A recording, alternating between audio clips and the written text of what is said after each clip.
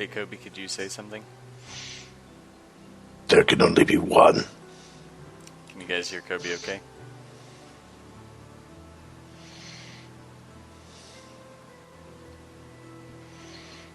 I had to turn my sound off because otherwise it'll create a loop.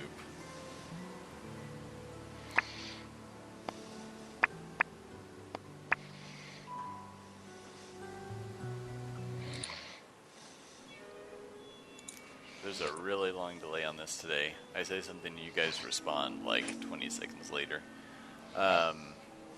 Hopefully you guys can also now hear my Pandora and other things. Because I finally got my sound to work. I'm coming through a little bit on Kobe's Skype, I think. But I don't know if there's anything we can do about that, really. So you might hear a tiny bit of an echo, but probably not enough to matter. I'll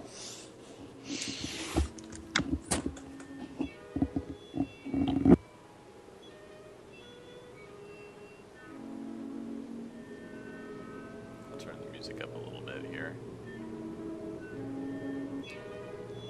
Oh wow, 30-second delay? Weird. I didn't know about that. Yeah, because every stream we've done before, it was like a 5-second delay at most, or maybe 10. So now it's a 30-second delay. Crazy.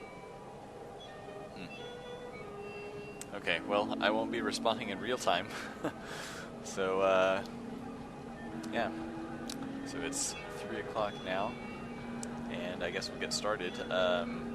So, for anyone who just got on, I now have our audio hooked up, so I can listen to some Pandora music, and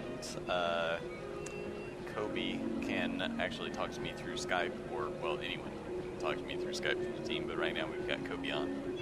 Kobe, you want to say hi so they know what your voice sounds like? This is me. So now you can tell us apart. I put my mic on mute, by the way, so hopefully the Skype echoing will be non-existent, and I'll just turn my mic on whenever. Okay. Let me see if I can turn you up a tiny bit. No, looks like actually that's about as loud as I can get you here. But yeah. So Kobe will jump in whenever he wants, comment on stuff.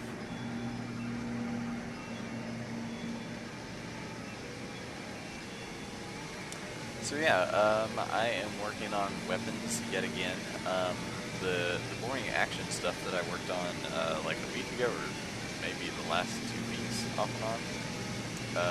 Oh, that's my Pandora station making that noise probably. We'll switch to some, it's playing some slow songs all of a sudden here. So hopefully this is not crazy copyright infringement. But you could go listen to my Pandora station, I suppose, for free, so I'm guessing it's fine. So, yeah, working on these weapons, but I thought first maybe I would show you guys what the action ended up looking like. Probably the most intense Photoshop action scripting garbage that I've ever worked on. So I'm going to find a file here really quick. Let's see, we want one of these originals. Well, actually, let's open up one of these. Okay, those are done, so I need to actually borrow. Let's borrow the sword, because the sword is, maybe the hammer will be a little more fun, because I think the hammer has more materials on it. So let's make a duplicate here. Very slowly, apparently.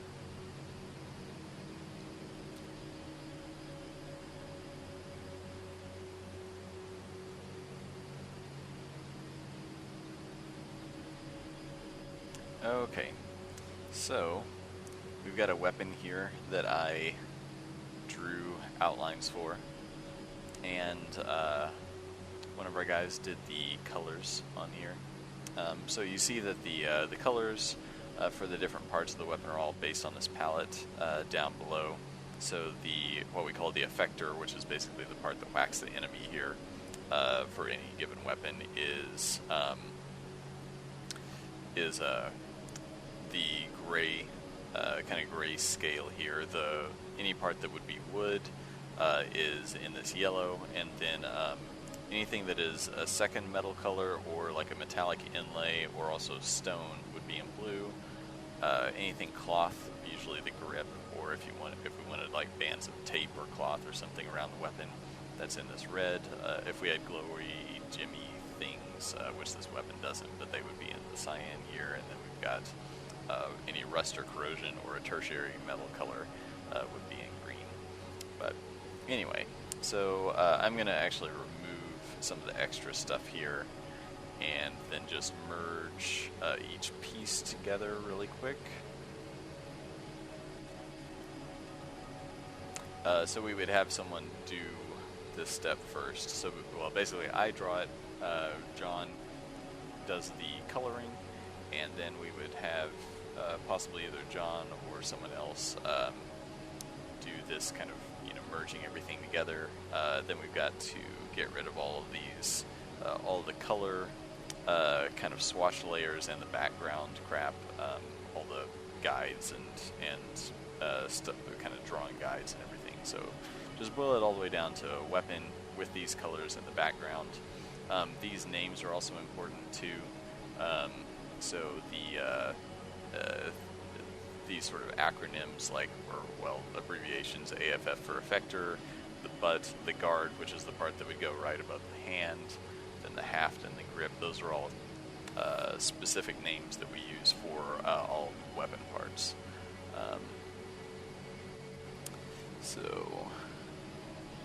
And I'll catch up on any questions or comments later. Looks like there's a little conversation going on in the sidebar chat here, but it's about some other stuff. So once I get all of that stuff set up, we'll have to look at my action, and the action is really, really, really long. It's only, it's basically 5 steps for each of these layers, so it would cycle through the effector, the butt, the guard, haft, etc., and make a bunch of color adjustment layers, and then it has to do that 5 times, so each piece gets essentially spit out with 5 different material colors. And to answer Doom Speaker's question really quick, how many weapons are in right now? We actually have relatively few weapon types in the game at the moment. We're trying to hit all of the main spine skeletons, and so I'm trying to do a couple examples of each so we can try some different stats and stuff, but we're kind of slowly rolling toward the point that, maybe basically in the next month I think we'll probably have one weapon at least of every single type or every single category. So everything from hammers to maces to clubs, even if some of those fall in the same kind of skeleton. But really the first step is just like one for each skeleton, so that's just 11 types, and then one for each category, which balloons up to like 60 or 70 categories, and then all the weapons in the game, which is basically however many we get done, hundreds or thousands, probably more in the hundreds. So anyway, but this is for any individual weapon instance, this is what I would do so that we can have different colorized materials. So we could have a steel Buster, which is the name of this hammer, which you can see here. The folder name is Buster. So we could have a steel Buster, a gold Buster, anything like that. So really, this action has like over 100 individual kind of action sets, or I guess each of these would be an action, but then each action has a bunch of steps. So we're looking at probably somewhere in thousands of steps, depending on how many different parts you have here. Since I have only 5 parts for this weapon, it's not actually going to call all of these. It's probably only going to call like 20% of them. But anyway, so we will just play this and see what happens. So this is reminding me to save the file, but I already made a copy, so it's cool. So I'm just going to hit continue. This is going to take a few minutes, but you'll see it made a dupe, short for duplicate, of the AF-A and increase saturation so that it can more easily select color ranges. and then it's going to use those color ranges, so like the grayscale or the magenta or the yellows or the blues and so on, to make these what are called well, it's a gradient adjustment layer, so you see it makes all those different material types, like the kind of effector metal, the stone, the wood, and so on. Like each of those get an adjustment layer here. So for every piece, basically, it's got to check and see, like, do you have metal, do you have wood, do you have stone, and adjust each of those parts individually based on first selecting the color range, so like selecting all the yellows, then masking based on just where the yellow is at, and adjusting that color based on a set of these kind of gradients that I created for the different color ranges. So you'll see here, like, it turns out like pretty kind of shiny over here on the right side.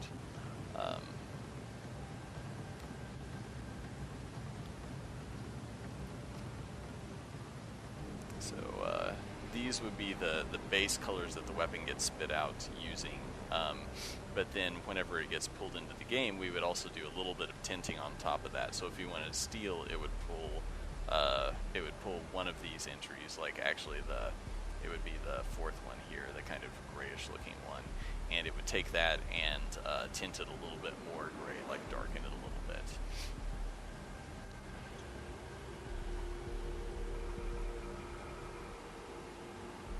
So this is going to take a few more seconds to finish, but I'll take this time to answer a few more questions. So are weapons already set on the proficiency, semi-proficiency, or non-proficiency rules, or can we use all weapons as long as they're in the build? Actually, Kobe, I didn't realize that class-based proficiency was hooked up. Mm-hmm. Yeah, the use cases, which is really the manifestation of it, though, is not. But that's pretty simple. So, I mean, that will be in before the next build anyway. Yeah. One thing I was thinking you might show them is that, and maybe you've already shown this, I don't know, but that huge like color map showing like the 5 base colors and then all the tint variations, because that's pretty awesome.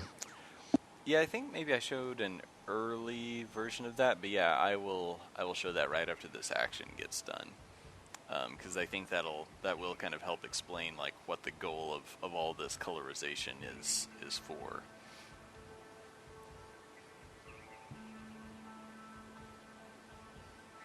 So we're getting close here. It's running through the grip, and then I think it just has the butt left, probably. Or no, the butt's already done.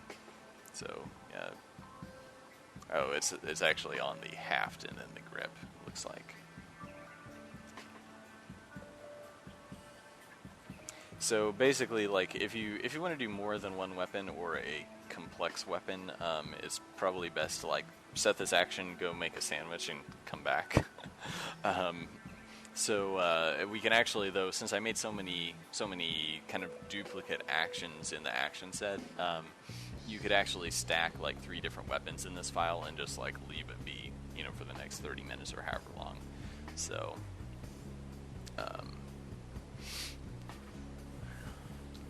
we're getting there, but yeah. So weapons are the big deal right now. Kobe and I have been just working on those nonstop, pretty much. A lot of it is still just kind of like data entry and stuff like this, where I just have to, at this point, just draw them, because like the plan is in place. Like there are, they all have a framework, and Kurt has been working like crazy trying to make sure all the skeletons have the right animations and all the characters have the appropriate animations for everything from bottles to guns. So it's been a lot of work. There were a few things that, well, even still, like I'll start drawing a weapon and realize, oh man, like I thought we had a good plan, but there are some like slight flaws. So sometimes now we're just kind of like working around some of the things that are maybe a bit imperfect. But yeah, it's things are definitely getting there. It's just taking a lot longer. So we're on the grip now, so we're almost done.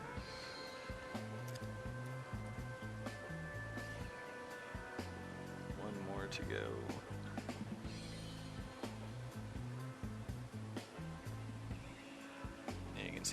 there is much more kind of red and saturated than the original, so that the color selection works better.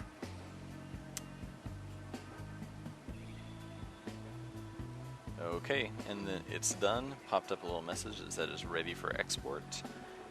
So I will hit continue there.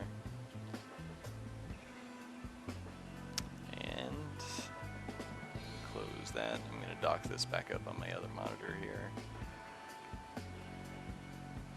And so now it also reduced it to the game resolution. But now we can turn these different pieces on and off. So basically the first one of each of these sets would all go together. You can see like the first bud and the first guard are this kind of pinkish color for the golden or kind of super rare weapon colors. So that would be a single weapon, or I can turn the second one on and you can see a whole second set of colors for the weapon. So this would be like a silvery version of the weapon, and then we'll do the kind of iron variant. Obviously iron actually would probably be darker than this. It would be tinting this down in the game. But yeah, so we get all of these, 5 parts for each, and then I would use an adjusted version of the Photoshop script. If you go to File, Scripts, there's this really nice script called Export Layers to Files. But I modified the JavaScript for it. Just like tweaked a few things. Took a lot of trial and error because I don't actually know JavaScript. But what do you do? This is how game development works, kids. So yeah, so we've got a weapons variant of that JavaScript. I'm going to open that. And we get this. Got to remove the prefix, leave transparency on, and I'm not going to trim the layers. Normally it would trim this down so that each layer is only as big as it has pixels for, but I need this whole image so that things are positioned correctly when they get imported into the spine skeletons. Let me change the location this saves to. I'm just going to save into this folder so I can delete it afterward, because we've actually already done this weapon. I just wanted to show you guys how it worked. So now the script is going to do some craziness and save each of these out as an individual file. So it's basically got to turn a bunch of pieces on and off and save them all out and number them and all kinds of junk like that.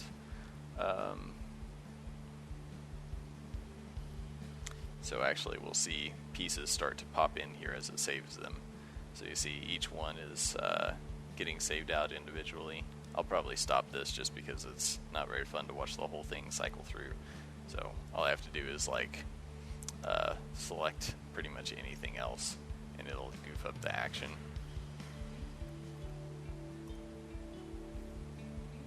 Yeah, so we got an error. Don't save. Don't save a bunch. Okay. So we got rid of that. So you see it spit out a few of these as individual files before I called it off there.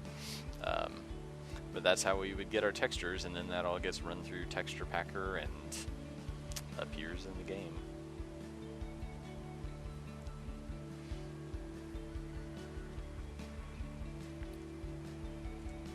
Catching up on some questions. Okay, so what Kobe was referring to is, let's see, I think I put it somewhere. I forgot where, apparently. Well, this is one file that's kind of useful. And then we have... Yeah, it's called Metals still, but it's actually all the different colors. So, anyway, this was my original test to come up with the color ranges. So this would be, for instance, a weapon in what's called just color set 2, but is basically the silvery color set. So you can actually see this is what the action does, is it takes the original art with all these, the weird kind of color palette ranges, turns it to black and white, but I mean first it selects the color ranges, then it'll turn the image to black and white and set each kind of color ranges area to a masked layer that recolorizes it using these gradient map adjustment layers. So this is kind of our golden special color set, silvery somewhat special color set. This is the iron, and well, this would be some kind of like dragon scale or something, but basically the purplish set. Then we have your more kind of common like steel and bronze and that sort of thing. And then we have one that's kind of red for rust and some other weapons. So basically what we end up with is a bunch of weapons that look like this. So this top row here are those colors I just showed you. So this would be, since you can't see my mouse, I'll just draw over this. So this would be color set 1, that would be 2, that would be 3, 4, and 5. And then as we move down these columns in this sheet, those are the different kind of colorized tints that the game will create. So we'll just zoom in here. Some of these materials are subject to change, but I think they're pretty final. So if we just use the pure textures, this would be called the sun shell. It would be a sun shell dirk or a sun shell mace or whatever, so it would be very rare. Have some additional properties based on that material. And then we've got moon shell and lodestar and things like that. But as you move down here, you can see iron would take that those original colors and kind of colorize it more purple. The one thing that this sheet doesn't show is that some pieces on the weapon we get colorized to different degrees. So if you saw it in game, it would be a little bit prettier because the guard wouldn't colorize quite so much, or these spikes might pop a little more because it's not going to actually colorize those as much. Something like that. So you see the weapon actually starts to stand out a little bit more when I kind of erase various areas out of it. So this is probably a little more accurate to the in-game look. So I'll just kind of pan around the sheet here. So yeah, we've even got lead. Lead would be pretty crappy. It might poison you slightly.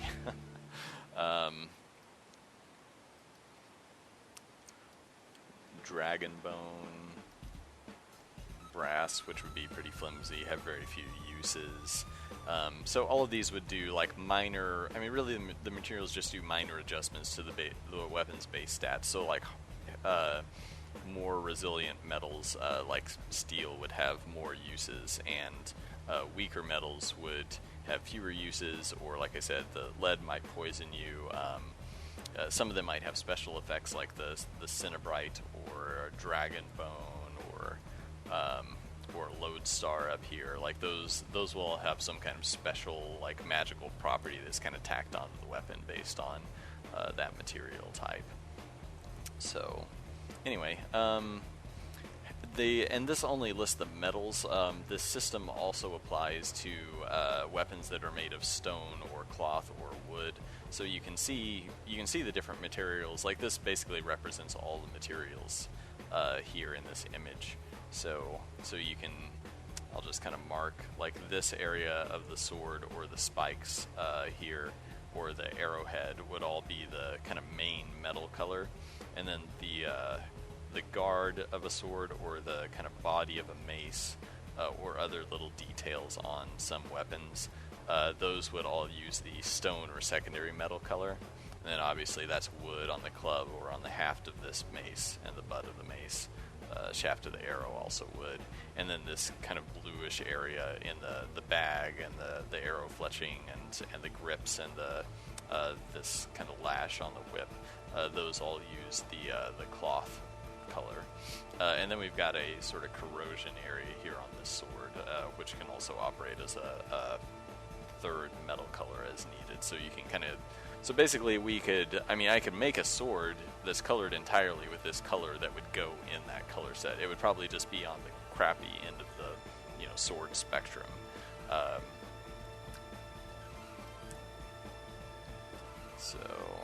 So I guess showing steel, this would be steel. It's only a minor color difference between steel and magisteel.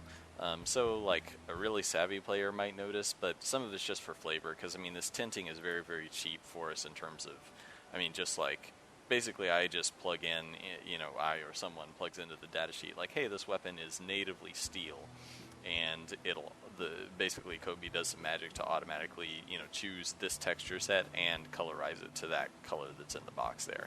So it just gives us a little bit of flavor. If you saw a steel version of this sword right next to Magisteel, you'd be able to tell, like, oh, there's a slight difference between those, which is reflected by a stat difference.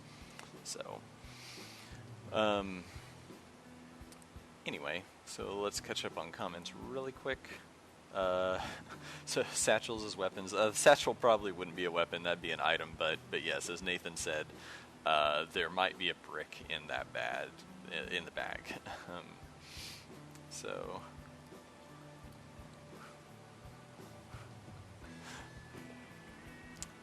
just let me know if you guys have any more questions about that. Otherwise, I will probably move on to actually drawing some weapons.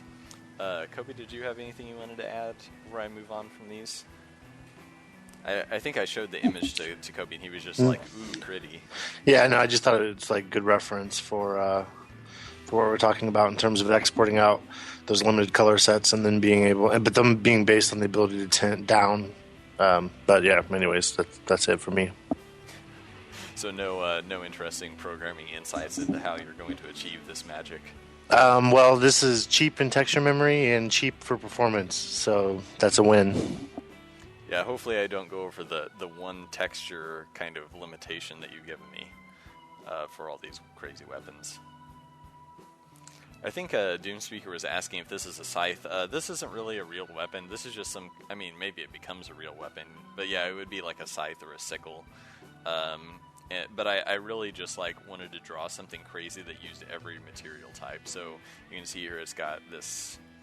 I guess I better select a new Photoshop. You're killing me. Where'd you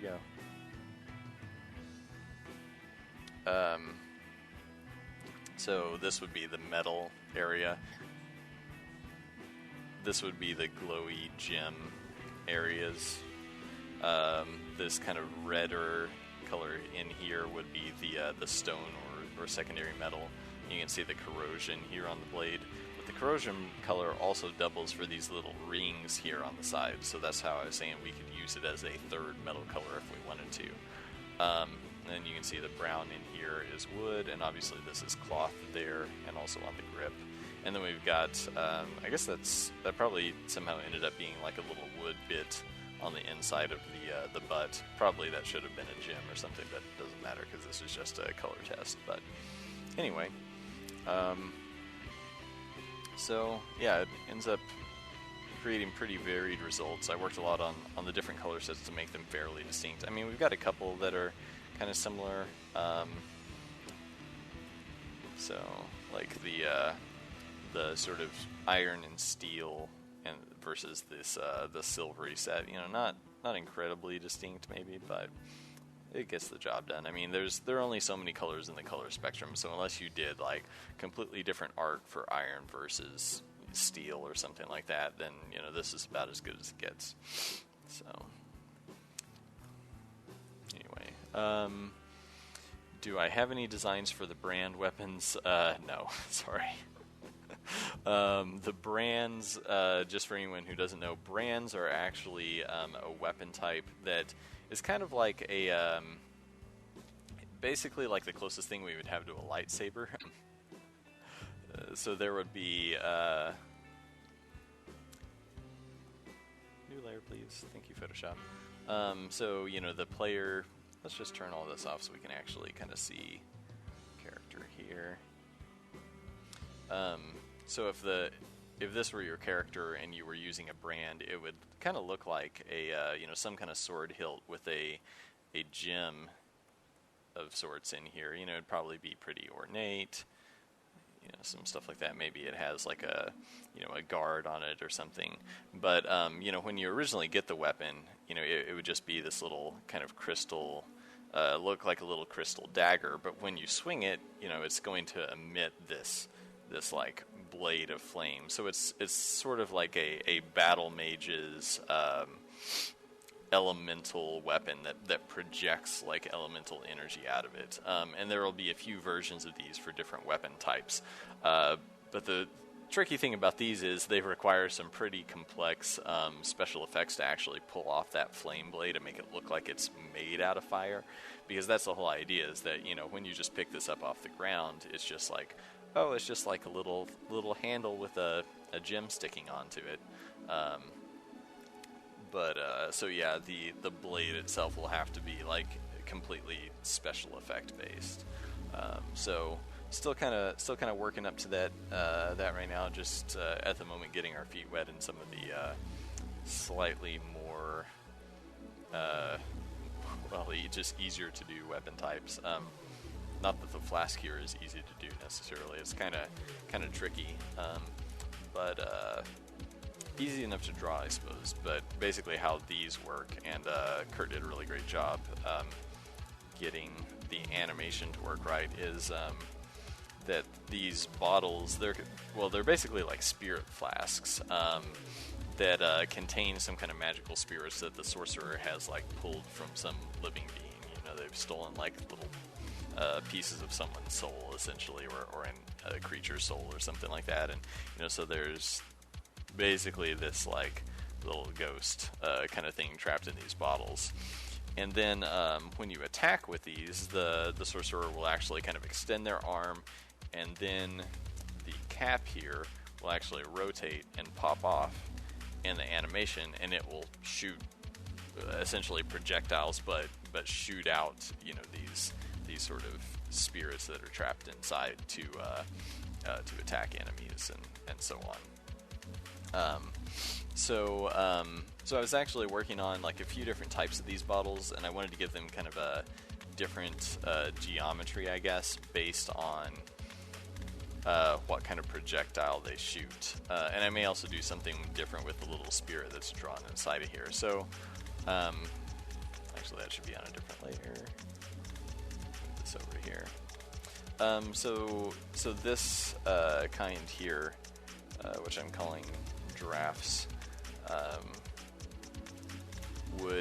it would just shoot kind of a wave projectile that can flow over the scenery until it hits an enemy and that sort of thing.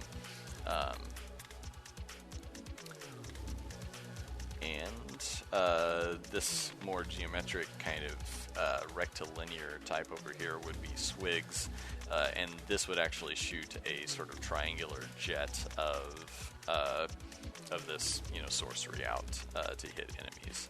So these weapons are all kind of projectile and magic based, but there will be a few different projectiles that behave differently and have different effects. I mean, they all cause damage, I guess, but have different visual effects.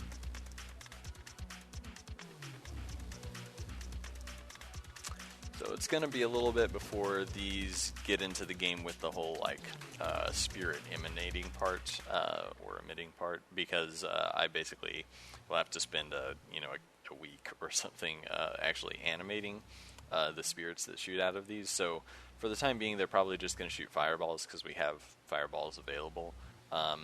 But eventually they will do muddle or arcane damage, and possibly like have some additional elemental effects stacked on top of them. So you could find these, what would be like, just let me grab an example of the actual weapon name here. So if we looked at the swigs over here, we might have befuddle swigs, or muddle swigs, or woe swigs, misery swigs, you know, things like that. So that name, like the, you know, misery, the descriptor, would change out some of the parts on this, but also determine exactly what kind of projectile it shoots. So maybe like baffle swigs shoots just like a tiny little projectile that causes minor damage, but may, you know, confuse enemies a little bit. And then befuddle swigs, you know, maybe that shoots a bigger version of that same projectile.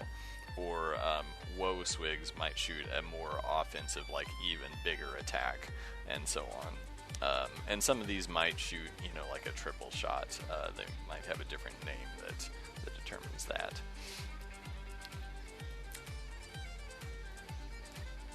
So let's see. So I did swigs and drafts, and so now I'm gonna work on the spirit gulp. So they would be like muddle gulps and woe gulps and things like that would be the weapon names. And this kind of shoots out a like a longer, thinner attack, so it would be a bit faster moving and possibly more offensive than the swigs. Or sorry, I got the names mixed up. The draft here, this one being the swigs. And so it would kind of shoot out this jet, and then that jet would retract back. And I'm wanting it to actually look like a spirit that kind of pops out here, you know, with this kind of evil grin. So it'll shoot out, kind of grab with its arms, very fast animation, like we're talking just a few frames, and then sort of go back into the bottle, more or less. We'll see how much of that we can pull off. So.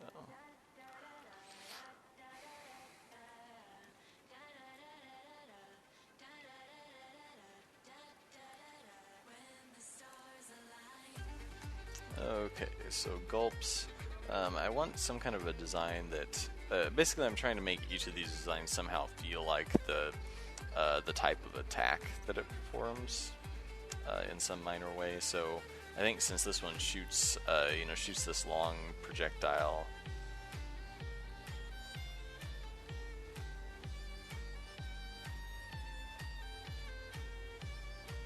like this, and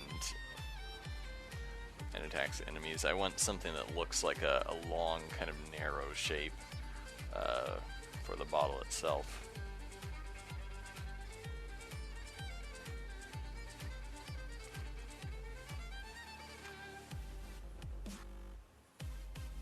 So maybe something kind of like that.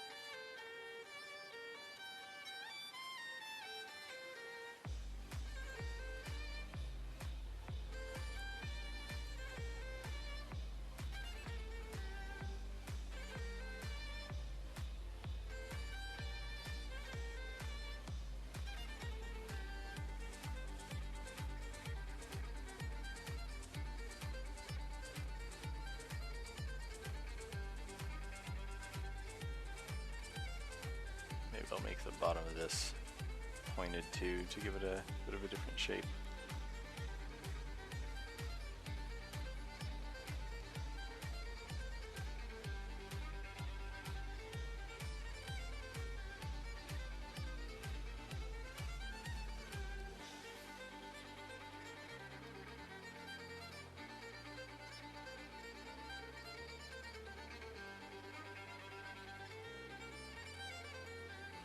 Actually, let's do something different with the base of this. We'll do that kind of shape.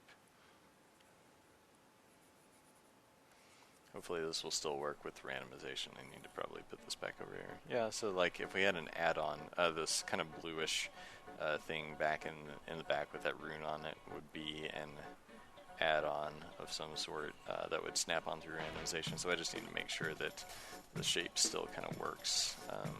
So yeah, that'd fit on it okay.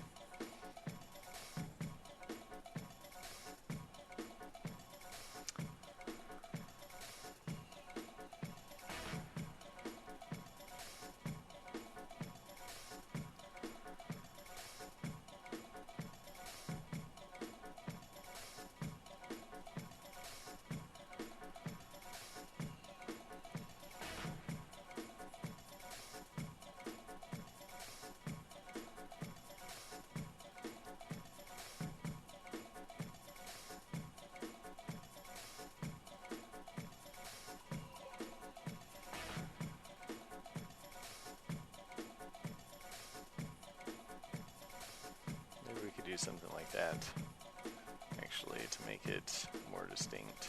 I think no matter what, it's going to look pretty phallic, but don't really know what to do about that. It is a bottle with a stopper at the end, so only so many ways you can draw that.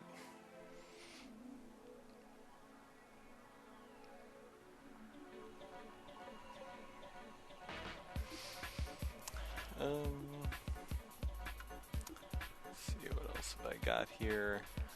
And the last kind would be called spirit vapors, so muddle vapors, befuddle vapors, and so on.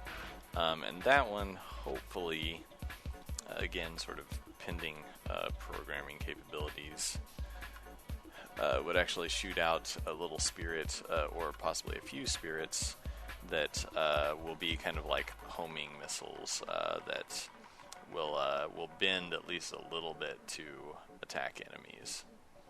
That's the idea, anyway. So, some of these, I should probably mention, might only happen in expansions.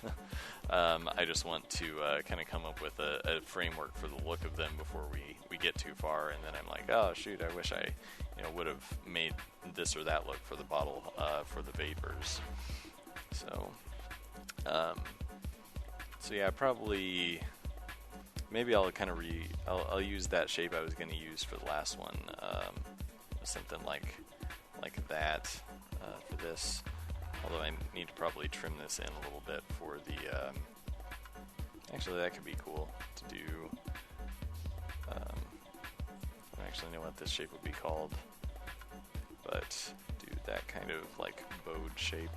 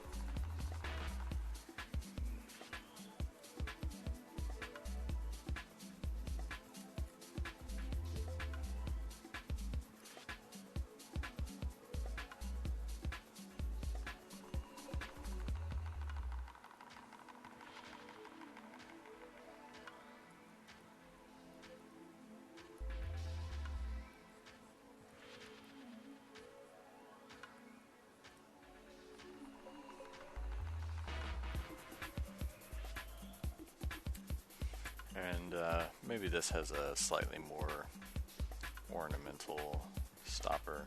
I mean, some of the stoppers will probably get ornamental anyway, but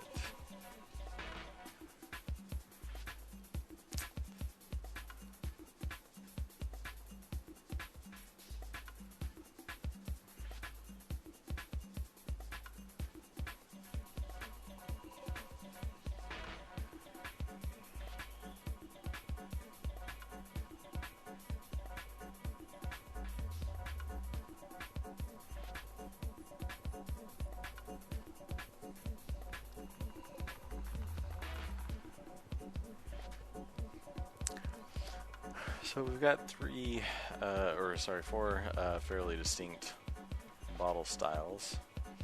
So let's actually get to painting one of them here. I think I'm probably going to start with the drafts, because that's most similar to the kind of effect we can pull off, and it's also in some ways the most complete drawing here. So I will copy that.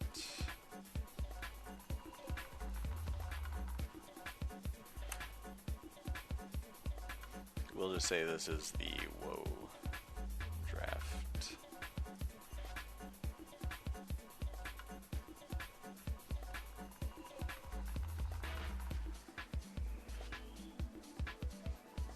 Actually, let's downgrade that a little bit because Whoa is a little higher up the tier, so we'll just call this the raffle drafts. this off. Put this position back on the original template here.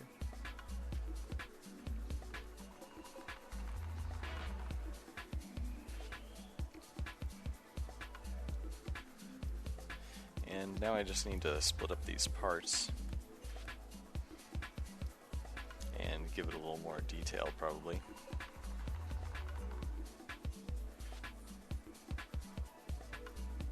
I actually need to check and see what the parts are named, because I forget. So this, because we use these kind of templated, standardized names, so the cap here is technically the butt in the spine file. Or, actually, sorry, guard. Where's my brain today? And then this top portion, the mouth of the bottle, is going to be the effector, or AFF for short. Then the neck of the bottle, I believe, will be the haft. Yep.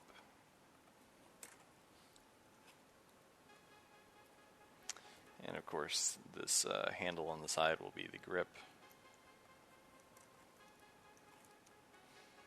And the body is the butt.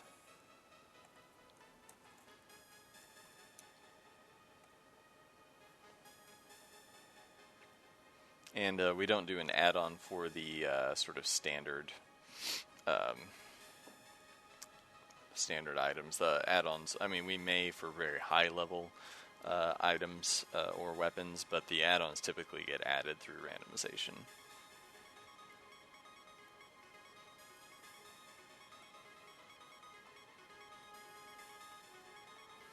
Just dimming that out a little bit so I can see what I'm doing here.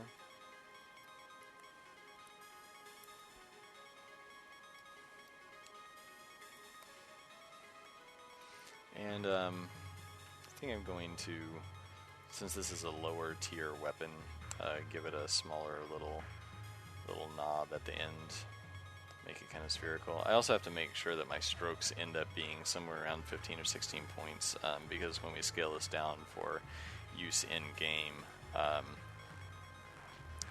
it gets scaled to such a degree that anything that's less than about 16 pixels will end up being less than a single pixel in the SD version.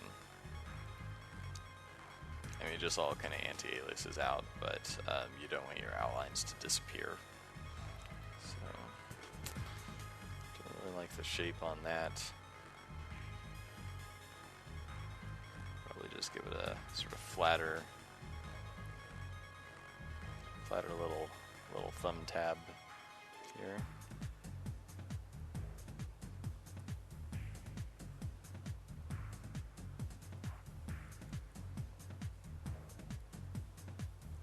And I draw these thin lines in here so we can kind of differentiate materials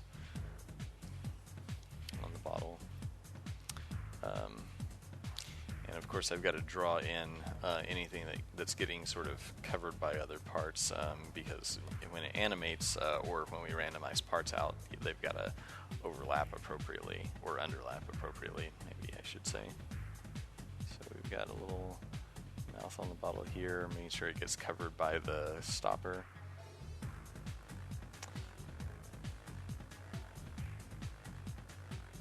What would be really cool is maybe at some point, if this game makes us filthy rich, we could make a really cool like little Flash or HTML5 website that actually pulls up just random weapons for the fun of it. Or you could type in the name of a weapon; it would actually pull that weapon up on some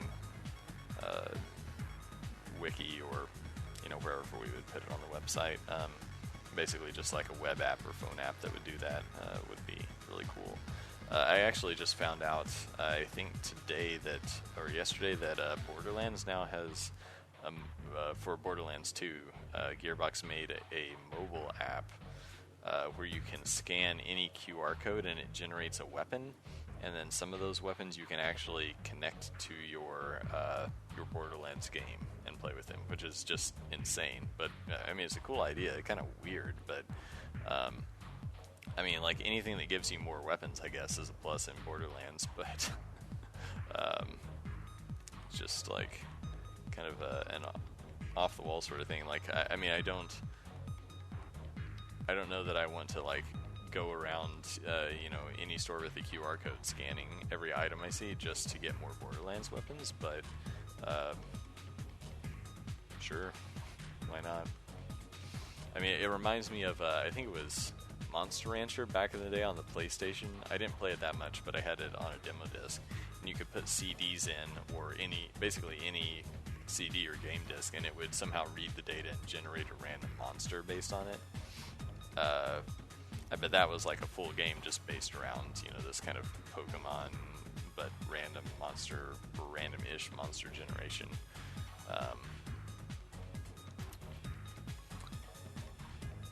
mean, I guess Borderlands, you could say, is a game based entirely on random gun generation, but there's a little more to it than that.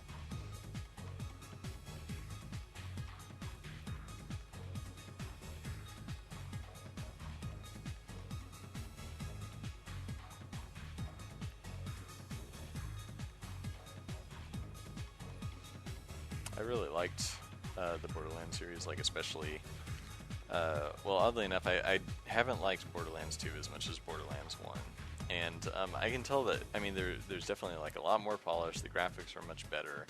There are more characters, things like that. But I kind of liked the rough charm of Borderlands 1. Like, there were a few problems with some mission structure stuff where, like, I beat the game and then started it over, started playing a new character, and got confused at the exact same point on the exact same mission because I couldn't find something and just couldn't even remember where it was, even though I'd played it once before. So that usually tells me, like, okay, something's kind of goofed up with the design. But I mean, those problems are pretty infrequent and are fairly common to all games. I don't think it's like a Borderlands specific problem in any way. Just that, all that to say that just like Borderlands 2 is much more polished, but it's like, yeah, just kind of lost some of the charm. The weapons actually seem weaker in a way. Like, maybe they are actually more balanced, but they just aren't as fun to shoot for me for some reason. And a lot of them use up like 3 ammo per shot if they do elemental damage, which is just pretty annoying, really. I mean, because you're just like constantly running out of ammo. I mean, I guess I just shouldn't use those weapons that much, but you get used to using those kind of weapons in the first game, and you want to just keep doing that. I guess it would have been nice if they had done like a import your old weapons from Borderlands 1 sort of feature. Like importing your Suikoden 1 save file into Suikoden 2.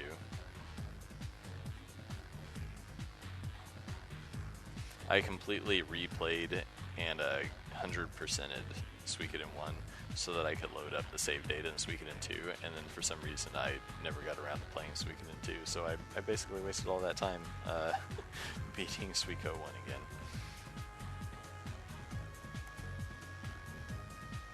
This is way back in the day, of course. I haven't looked at the chat in forever, so let's see if anyone has any questions. What kind of music is currently playing? This is my basically Delver's Drop inspiration station that I made, which is called Nova Drive Radio. Let me see let's see if I can share this. I thought it would just give me a link or something. So yeah, I guess I have to share it with people individually. But yeah, you might just be able to search for Nova Drive Radio. I don't know. I've never messed with the sharing that much on Pandora, but or if you can find my music, it's under mail at ryanbakerstudio.com.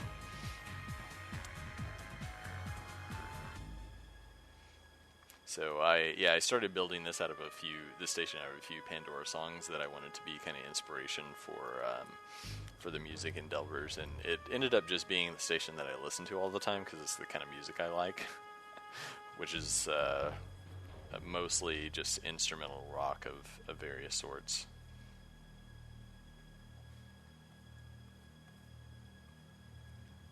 but this station is kind of influenced by, I guess, what would be called cosmic rock. And it's got a little techno, like this one's obviously a little more kind of techno influenced.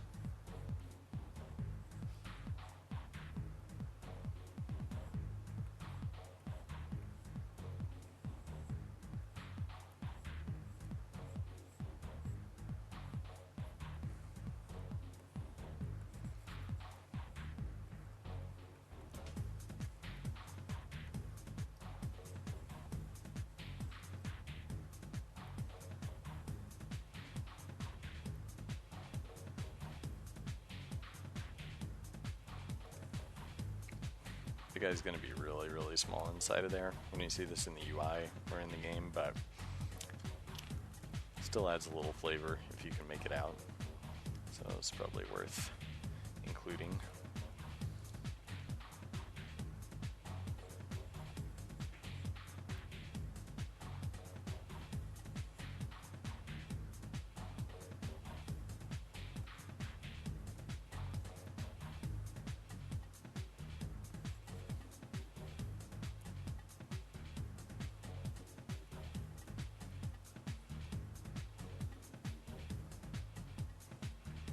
And I'll make these guys look progressively meaner as you get higher level bottles of the stuff.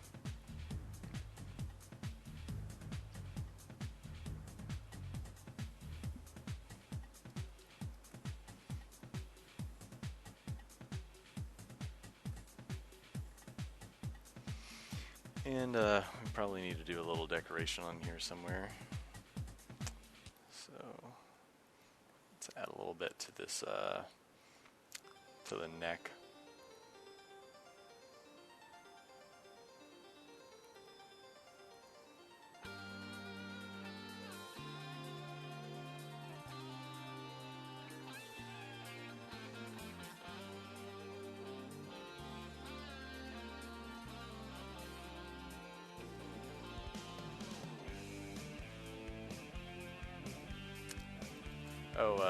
Yeah, Basay was saying that it's amazing that I have the Suikoden games because they're pretty rare.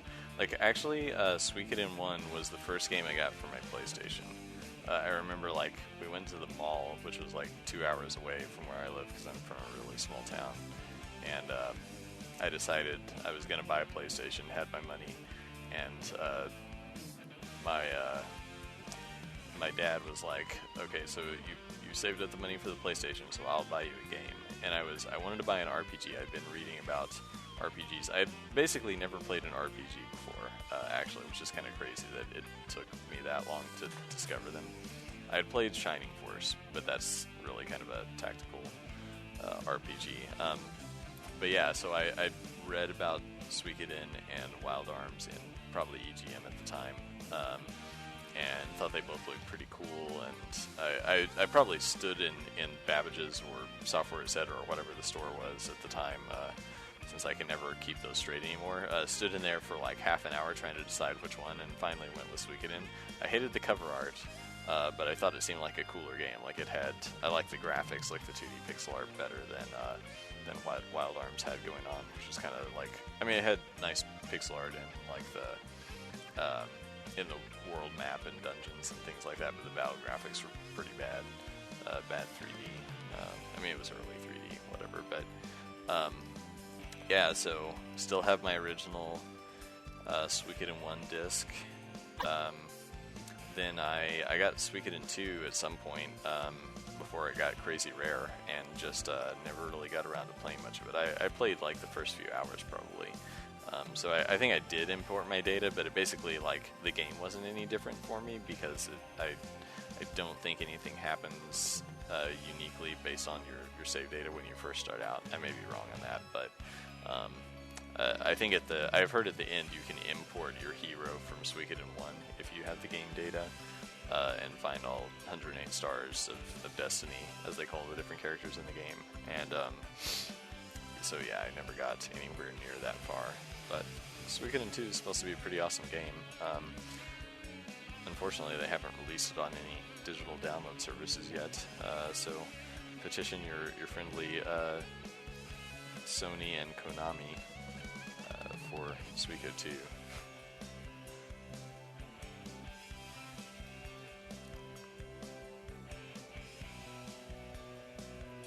And yeah, I actually have a few of the PlayStation 2 Suiko games, but never really got around to playing them, as is the case with mini games.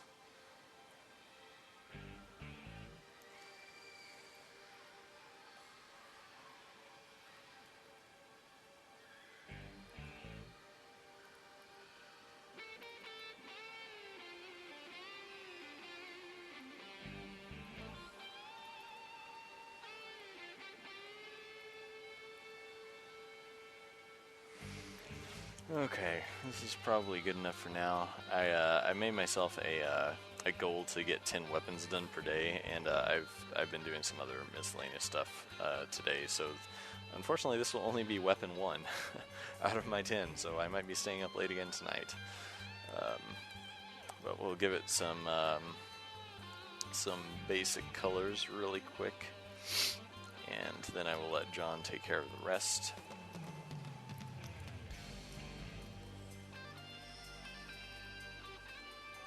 John is one of our contractors who is the dude dedicated to weapon coloring. He hasn't been on a stream or anything, so you guys probably wouldn't recognize him, but that's actually Kurt, our animator's brother. So we've got, family business going on, animation, weapons, all that stuff.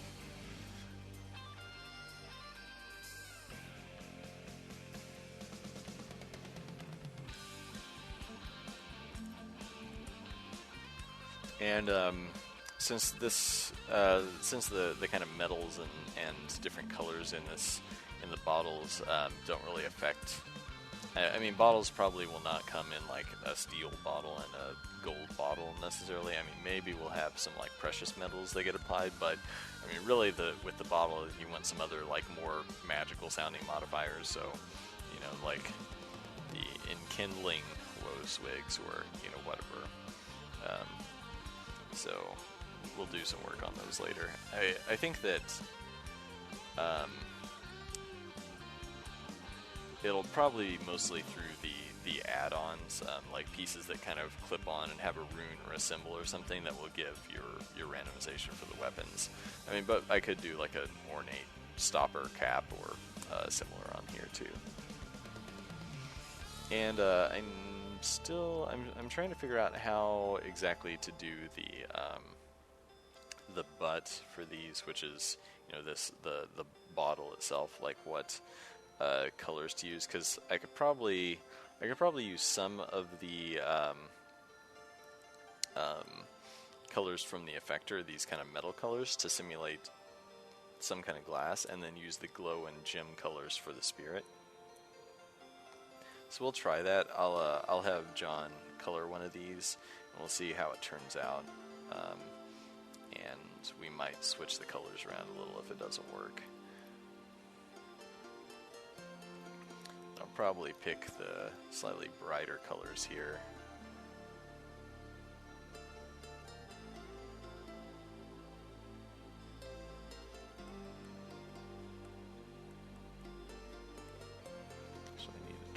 Oh, I've got anti-alias turned off. No wonder my fill paint bucket is being weird.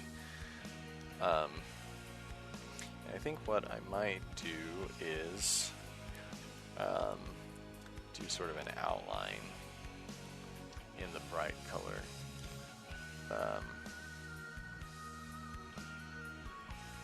Like so. So it looks like this little spirit dude is kind of glowing.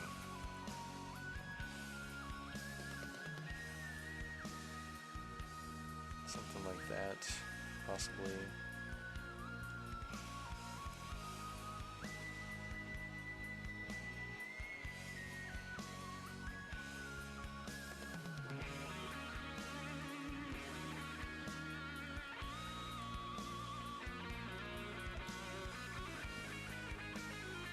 I mean, I think that'll read pretty well. Once you shrink it down that small, it starts being hard to see, but might open his mouth up a little bit.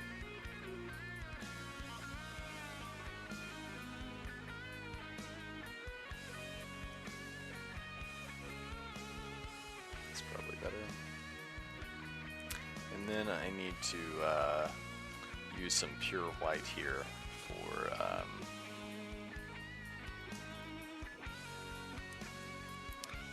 kind of a glossy sheen on the bottle.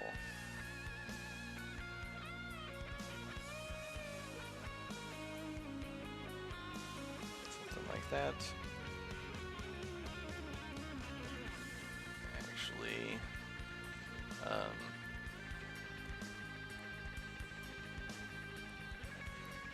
gonna split this up one more time. Split the little ghost guy into his own layer, so I can more easily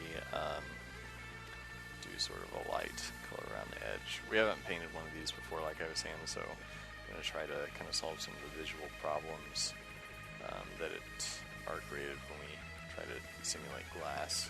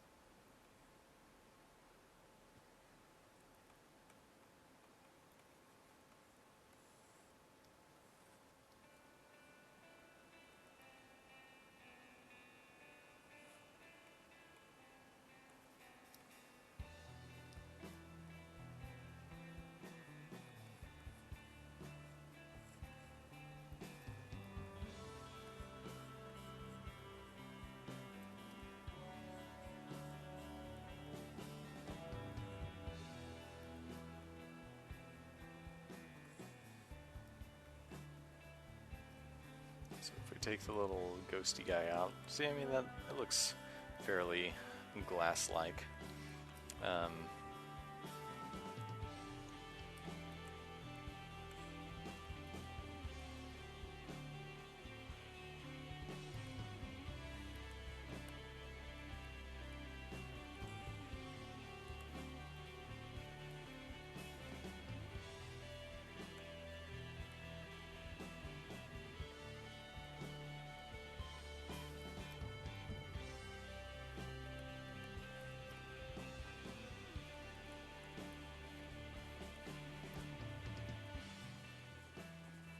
So once I sort of figure this out, hopefully we'll use a similar technique for for any of the other bottles, like similar shading and so on.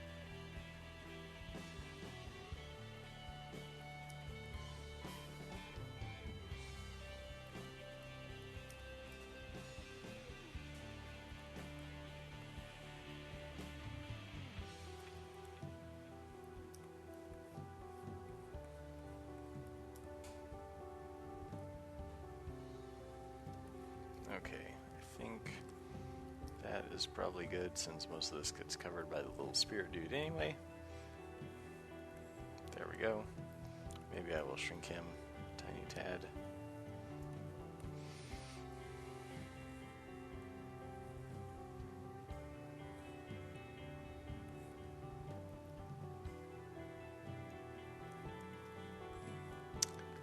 And now I just need to do the neck. Bottle.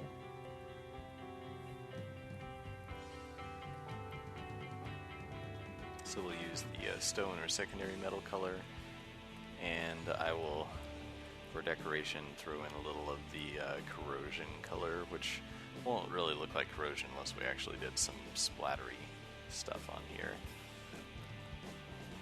And again, these the colors that you actually see here get turned into those different material colors later. So maybe as a test, I'll actually just run this through the color shifter, and we'll see what happens. So I mean, I think that looks pretty cool. Some of the details are a little small, so in the future I'll probably do like slightly larger lines for these designs and things like that. So I have no idea if the spirit is going to look good or not, so we will just have to see. Actually, I'm going to give him a brighter core if I select the right layer. Now I guess I need to select or do that around the eyes and stuff, huh? There we go.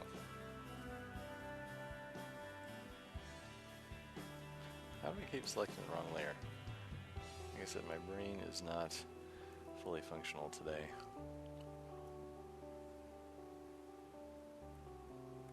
There we go.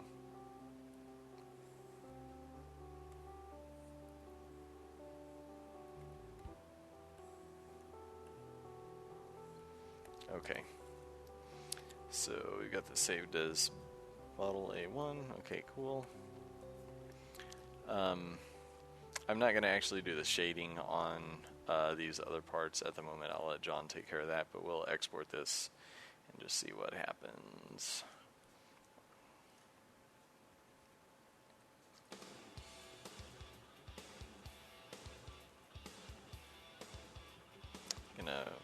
Well, if my computer wasn't acting dumb, I would be moving that to the Paint Ready folder, not the Paint Done folder. We just use the folders to kind of organize what's been done and what hasn't. So then I'm going to make a copy in the exported folder just so I know which one to delete after we run this action. Catch up on some comments while this stuff's getting moved around.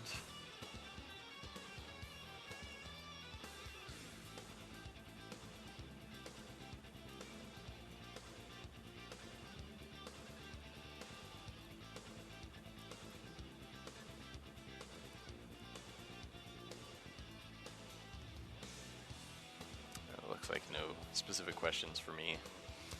Kobe, is there anything that we way up in the chat list that we need to address? I haven't really been paying attention. I don't think so. I think everything's covered. Okay. Anything interesting you want to call out for people who watch this later, just and can only hear the audio, not see the chat? Just that tomorrow we're doing a kind of big group stream. Going to have a lot of people in the office.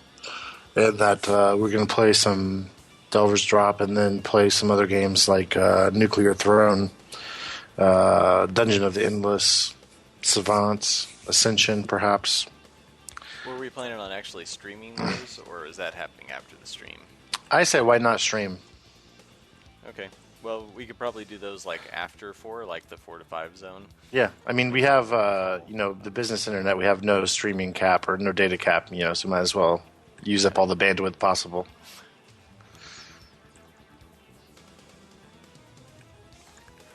So, I guess and I meant to mention this before I ended. We'll probably end at like 4:30, something like that. But, so the unique thing about tomorrow's stream is that from 3 to 4 p.m. Central Time, you can actually call in and ask us questions. All you have to do is call us on Skype at... It's just Pixelscopic is the contact name for our username. It's just a general kind of catch-all account. So if you try messaging or calling us most of the time, there's probably no computer in the office actually running that account at any given time. But we're gonna turn it on for the stream. You guys can call in, talk to us directly. We've got it set up so everyone on Twitch hopefully will hear your voice and hear us respond. So should be fun. It's something we've never done before. Maybe it'll be a complete failure, but at least we try, right? And actually, before that, there are going to be a few of our kind of regular forum moderators who actually call us at 2:30 to 3.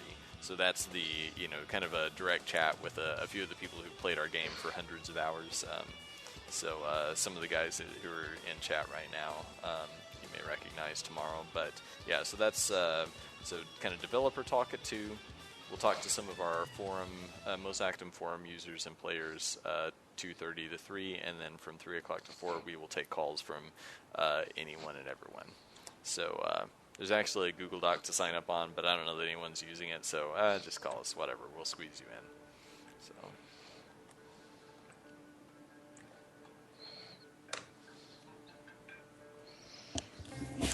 Yeah.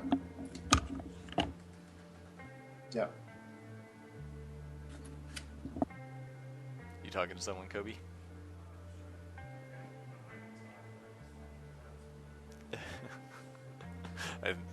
I guess Kobe's mic was still on, but he was talking to someone else.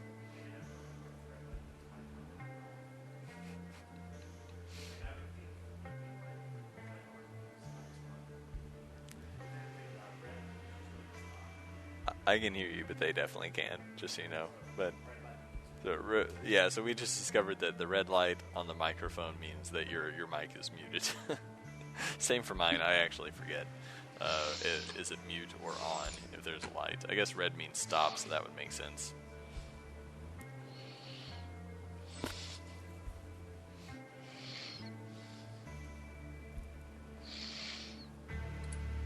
Come on, action, go. I want to see what my little ghost dude looks like.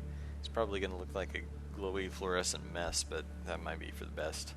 He actually kind of looks nice in just like this blue on the gray glass color. So it might be the sort of thing where we don't actually colorize the ghost. We just paint him in whatever color we want, and then we save that part first before we do the colorize action, which makes things slightly more complicated, unfortunately. But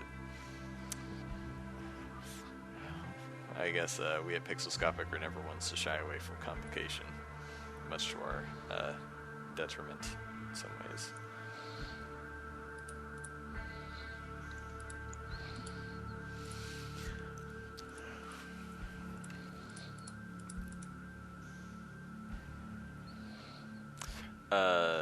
So Chris, Chris, since you're a moderator, if you want to just hop in on the moderator chat, you can do that, or you can sign in specifically at 3:10 if you want to have your own slot. So just referring to our stream tomorrow in the call-in segment.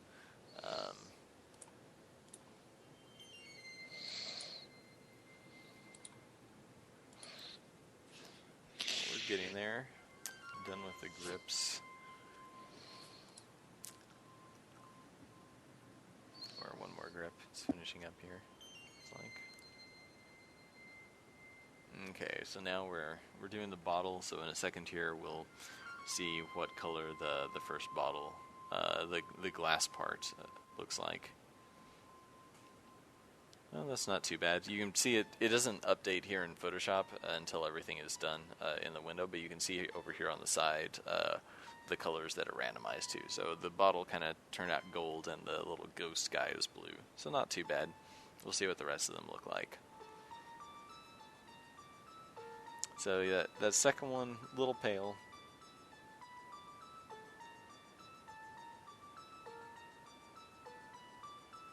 Little pale teal.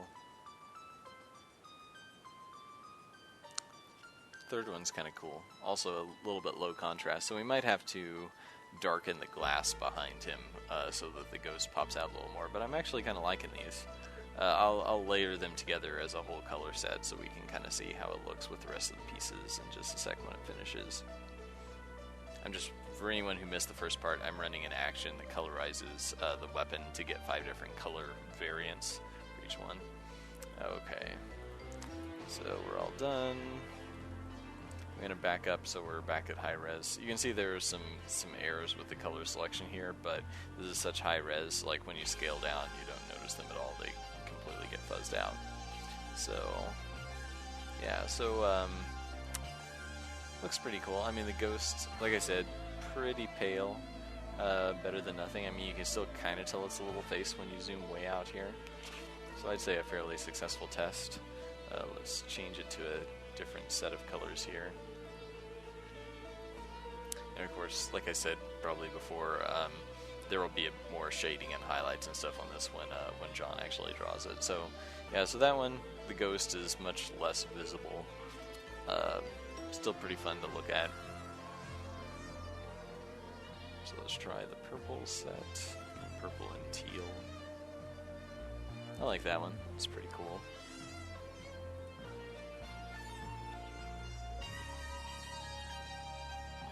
So this would be the kind of typical metal, like gray steel set.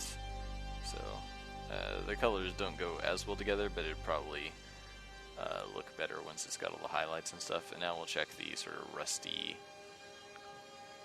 brown and red set. So that one looks pretty cool. It looks like it's got a fireball inside of there, but yeah, so we might actually not colorize to that color since it looks very fiery, or we'll just make sure that that is actually like a fire variant of the specific weapon. So, and I'm not going to run the action that actually saves them because this is just a temporary test, so it's not bad. I don't know what the deal is with, I wonder if it was a Mac update or something that is causing my Finder to run really slow on this computer and the laptop I use at home. Yeah, so basically we want to darken up this bottle. That's kind of what I decided. And I don't know, I might actually just give him the dark outline.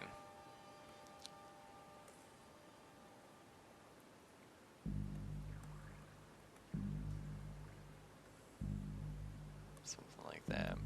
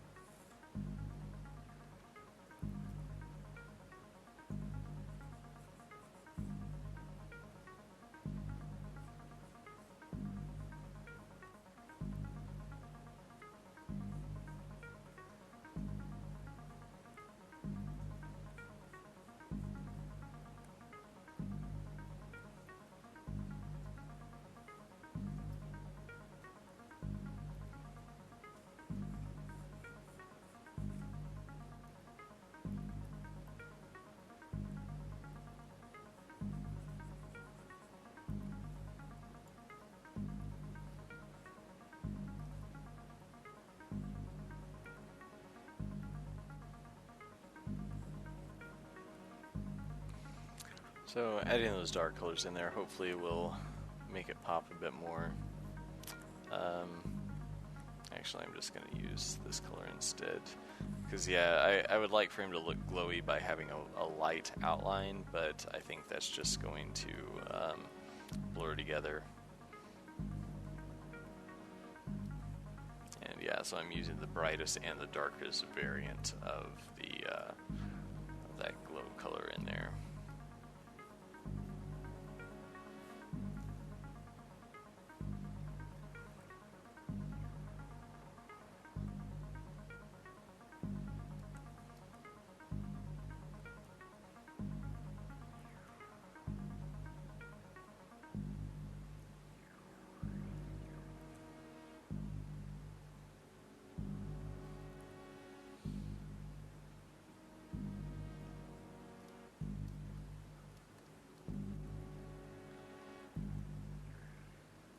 Actually, that grip should get layered down there.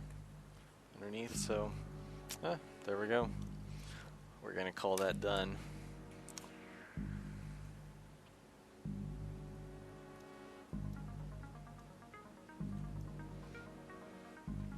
And we're approaching the 4:30 mark, so probably going to close up shop here in a second, but if anyone has any final questions, I can address those, and hopefully you will all tune in tomorrow, 2 p.m. to 4 p.m. and possibly later for some random game playing time. We're basically having our kind of like company Christmas party game day of sorts tomorrow afternoon and evening. So we're gonna have more people in house than usual, and get them all in the stream, kind of introduce them. So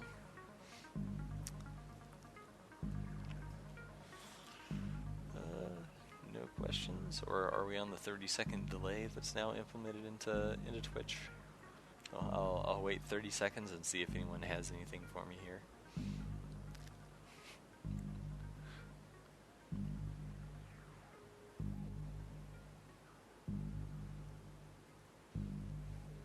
Actually, while we're sort of waiting for any comments, I'll just open up a couple weapons I was working on last night, pretty late. So there are a couple maces in here. This would be the shutter. So it's got kind of this pointed head, and the tilter. So the tilter would be just a kind of a minor club. And that would be a little sturdier. And I did a couple fist weapons. So I'll turn that off first. So this is actually kind of hard to see because of some complexity. So yeah, this would be Nux Nux. It's turned at kind of a weird angle here. So let me turn it as if it.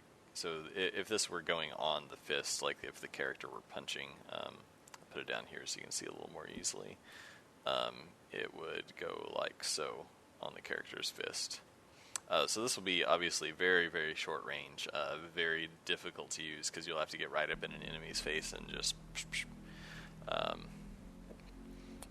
Yeah, and then the fisticuff, which is a fist weapon with a big cuff on it, would look like that from one side and would look like that from the back or the top, depending on what direction you're facing, or if you're punching, it would rotate around to do that sort of thing.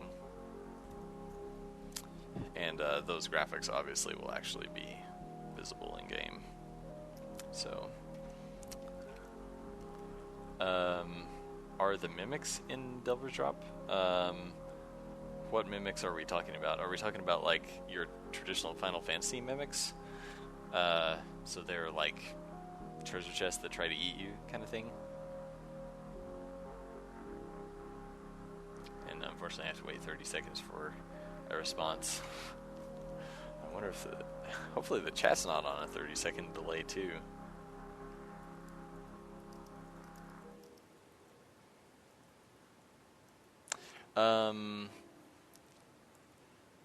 So yeah, not sure. We haven't actually drawn the treasure chest with like biting teeth, Final Fantasy style. I will say there is a kind of treasure object that turns out to have an enemy in it, so there is something that is mimic, but it isn't a treasure chest. So don't want to spoil a surprise because we're gonna slip it in a build at some point.